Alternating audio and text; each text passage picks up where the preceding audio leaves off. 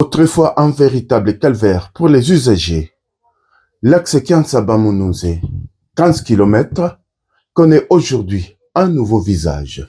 Grâce aux travaux réalisés dans le cadre du projet d'appui au secteur agricole Nord Kivu, Passa NK, la mobilité s'est nettement améliorée dans cette partie du territoire de Beni, au Nord Kivu. Le Passa NK est actuellement dans sa phase de croisière de finalisation des travaux mécanisés de réhabilitation des 130 km des routes répartis sur 3 axes. Walikale-Kibua, 85 km. Kiansaba-Munuze, 15 km. Malende-Buyinga, 30 km. Les entreprises retenues sont en pied d'œuvre pour achever les travaux dans un délai de 8 mois. Ce projet, fruit d'un partenariat entre le gouvernement congolais, le Fonds international de développement agricole FIDA, l'OPEC, Fond au FIDA et d'autres parties prenantes, vise à améliorer durablement la sécurité alimentaire et les revenus des petits producteurs en misant notamment sur la productivité agricole et l'accès au marché. Bien que les travaux ne soient pas encore totalement achevés sur l'ensemble des axes Tulianza tembea depuis 2011 kwa naribika sana. Tunafurahi sana kwa gizi mumetengeneza njia kutoka huku Mnunze mpaka Beni. Barabara la tunalalaka hata semene hata mwezi na tuko ndani ya barabara, ila leo tuko naenda tunarudia tunafika vizuri. Ende chenani kwa mbono yetu kabisa kwa robe nana yetu kata shakara moyo.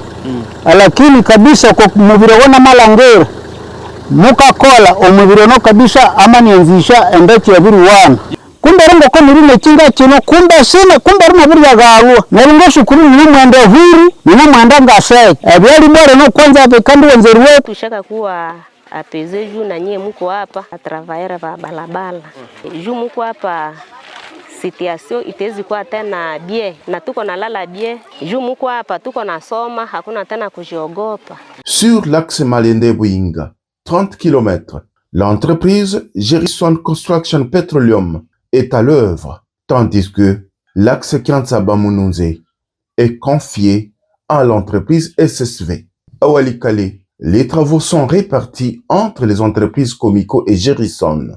Des engins de génie civil sont déployés dans des zones longtemps marquées par l'insécurité. Au-delà de l'amélioration de la circulation, ces travaux participent aussi à la relance économique locale.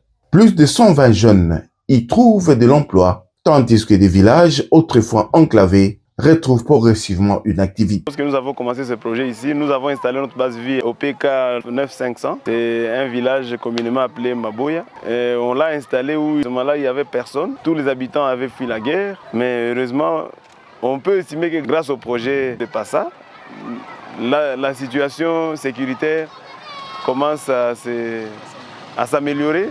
Et nous estimons que ça a été un impact très positif pour notre projet. Et on encourage tout le monde à monter les pas de ce projet pour qu'on ait... Peut-être avec le projet, la sécurité peut encore régner davantage.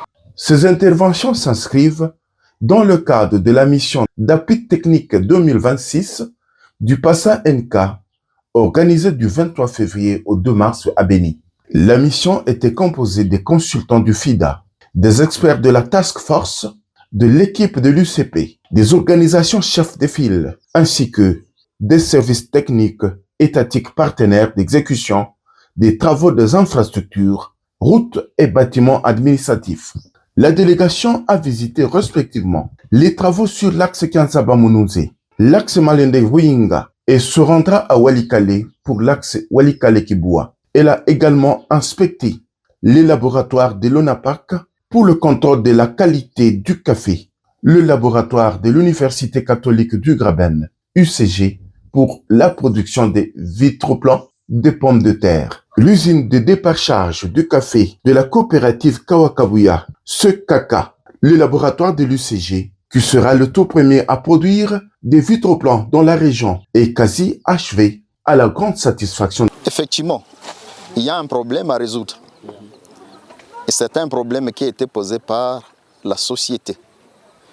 Disant non, actuellement la pomme de terre a un rendement très bas. Maintenant, on a essayé de rechercher les différentes causes. Parmi les causes principales, c'était la dégénérescence des semences. Alors effectivement, en réfléchissant avec ceux qui ont présenté les problèmes, nous avons convenu, ou bien nous avons laissé souhait d'avoir une infrastructure qui peut nous aider à renouveler la semence.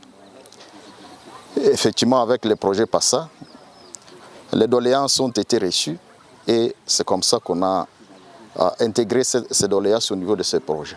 Wali Diouf, chargé de programme FIDA en RDC et au Congo-Brazzaville, s'est dit satisfait à l'issue de l'inspection des travaux sur l'axe Kian-Saba-Mounouze. Globalement, nous sommes vraiment satisfaits des travaux qui sont en cours et nous encourageons l'entreprise SSV à continuer sur cette voie et l'ensemble des services techniques ici à appuyer bien sûr le projet à atteindre les résultats d'ici la fin de l'année. Et le FIDA, son objectif c'est lutter contre la pauvreté en milieu rural.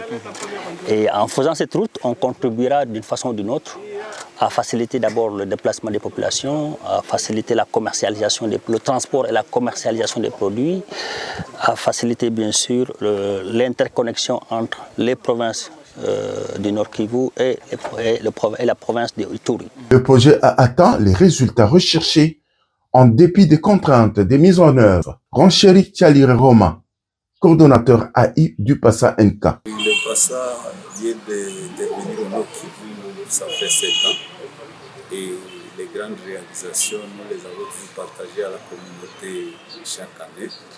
Il s'agit des investissements économiques dans la production agricole, notamment en appuyant les producteurs en intrants et semences de qualité pour le riz, le café arabica, le maïs et la pomme de terre. En termes d'investissement économique, nous appuyons le volet post-récolte. Nous avons construit des centres de collecte et des entrepôts. Nous avons construit une usine de café et nous organisons les coopératives de café autour de nos stations de la vente du café de spécialité livré directement sur le marché international. Nous appuyons les organisations paysannes et les coopératives avec des fonds de commercialisation qui vont dynamiser le projet à travers des plans d'affaires que nous avons élaborés et validés avec ces organisations. Dans la filière café, le bâtiment de l'usine de déparchage construit à Kiamboro a déjà été réceptionné provisoirement par la coopérative Kawakabuya. Cette étape marque un progrès significatif vers l'amélioration de la qualité du café local et de sa commercialisation. La délégation a également participé au lancement du nouveau projet de relance du café Robusta au Nord Kivu et en Ituri, exécuté par Ricolto sur confinancement du projet PASA NK FIDA et de GDA Pits.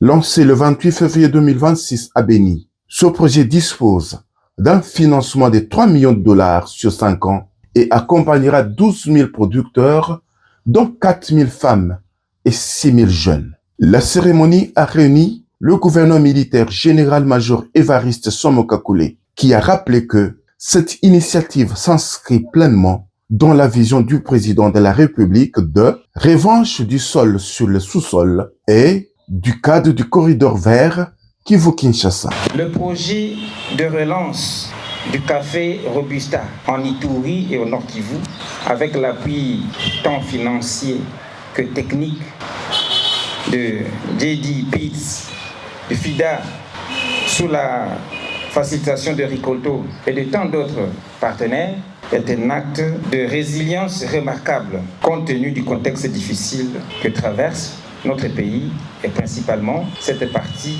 est de la République démocratique du Congo. C'est la vraie revanche du sol sur le sous-sol, prônée par le chef de l'État, son Excellence Félix Antoine Tshisekedi Tshilombo.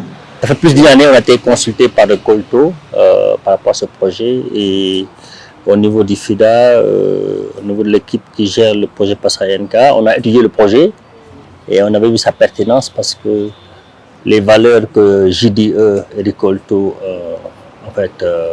promet, c'est des valeurs que nous, effectivement, au FIDA, nous travaillons beaucoup. C'est vraiment tout ce qui est l'inclusion sociale et économique des producteurs, c'est tout ce qui est lié à la non-utilisation des enfants dans les activités champêtres, à la place de l'école, tout ce qui est au respect de la dignité des producteurs, tout ce qui est l'environnement, et sont des aspects sur lesquels nous adhérons.